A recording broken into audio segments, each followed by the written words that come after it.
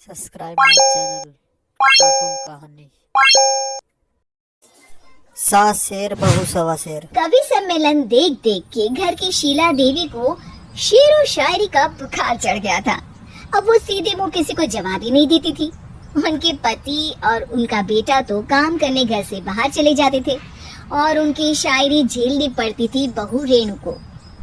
अब सास बोलती नहीं, अर्ज करती थी, संदूक पे रखी संदूक, संदूक में रखे झुमके, बहू झुमके निकाल के दे मेरे, कहाँ लगा रही है ठुमके। माँ जी, झुमके तो आपके निकाल दूंगी मैं, लेकिन आपके दिमाग से ये शायरी का भूत कैसे निकलेगा?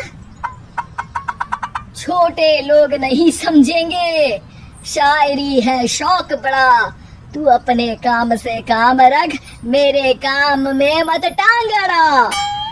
शौक अलग बात है, लेकिन हर चीज में अपना शौक डाल देने से जगह साई हो सकती है सासू माँ। अरे मैं हूँ एक नंबर कलाकार, कोई ऐसी वैसी बला नहीं, तुम घर के कामों में उलझी, समझोगी मेरी कला नहीं। ठीक है माँ जी, आप नहीं समझती तो कोई बात नहीं, लाओ मैं आपके झुमके ही निकाल कर दे देती हूँ। बहू सास के झुमके निकाल कर देती है और वहाँ से चली जाती है। शाम को बहू अपने पति से शिकायत करती है, सुनिए जी, आप माँ को कुछ समझाते क्यों नहीं?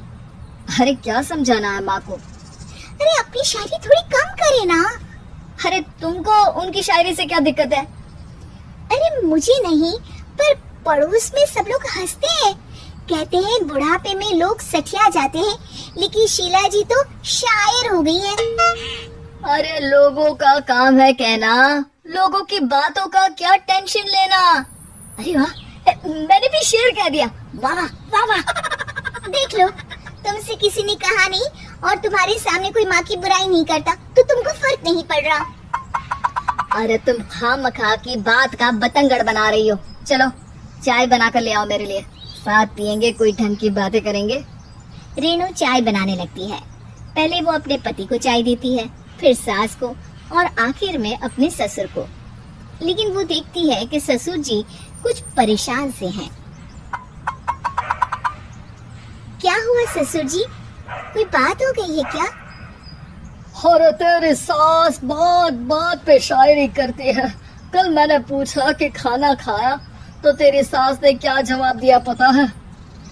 अरे गलती की और आरोपी ने कोड़े खा लिए फटाफट, खाना तो नहीं पर पकोड़े खा लिए झटाझट। अब बता क्या जवाब दूं इस बात का? वो तो सभी से शायरी में ही बात कर रही हैं, मुझे भी समझ में नहीं आता कि क्या करूं मैं।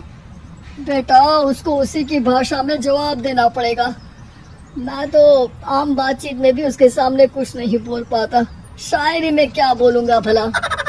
ससुर ने जैसे ही कहा कि उसको उसी की भाषा में जवाब देना पड़ेगा, बहू को ये बात जच गई। अगले ही दिन वो शायरी की कुछ किताबें लेकर आई और शायरी की प्रैक्टिस करने लगी, ताकि सास को उन्हीं की भाषा में जवाब दे सके। उसने दिन रात एक कर दिए। एक दिन सब साथ में बैठकर टीवी देख रहे थे, तभी रेणु सबके लिए बिरयानी बनाकर लाती है, लेकिन सास को बिरयानी भाती नहीं।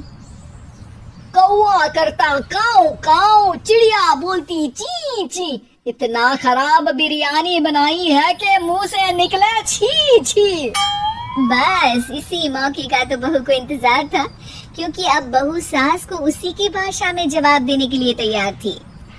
माँ जी, हमको अपनी ये बेकार शायरी ना सुनाइए, जैसी भी बनी है बिरयानी चुपचाप खाइए।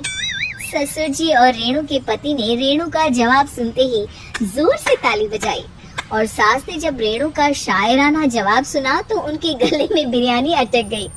बहू ने एक और शायरी का तीर छोड़ा।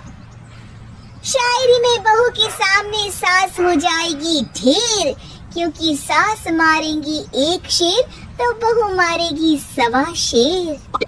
सास को छोड़ के सब वाह वाह करने लगते हैं। आज पहली बार सास को नहले पे दहला मिला था और रेणु ने सास का मुंह चुप करा दिया था। अगले दिन रेणु का पति उससे कहता है, अरे वाह, तुमने तो माँ की बोलती ही बंद कर दी, मजा आ गया। अब मेरे लिए कुछ बना दो, खाकर मैं काम पर चला जाऊं। शायरी ही है मेरा जीवन, वही करूंगी जी भर के।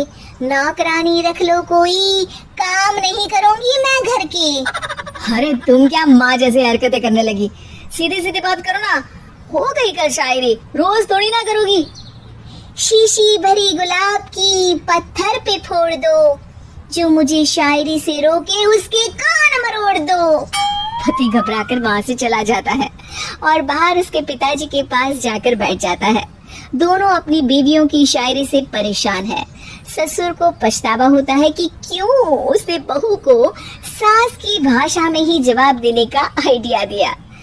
अब तो घर में दो दो शायर हैं, दोनों एक साथ दुखी स्वर में कहते हैं, हम दोनों की ही बीवियां जब से शायर हो गई है, क्या बताएं जिंदगी एक फटा हुआ टायर हो गई है।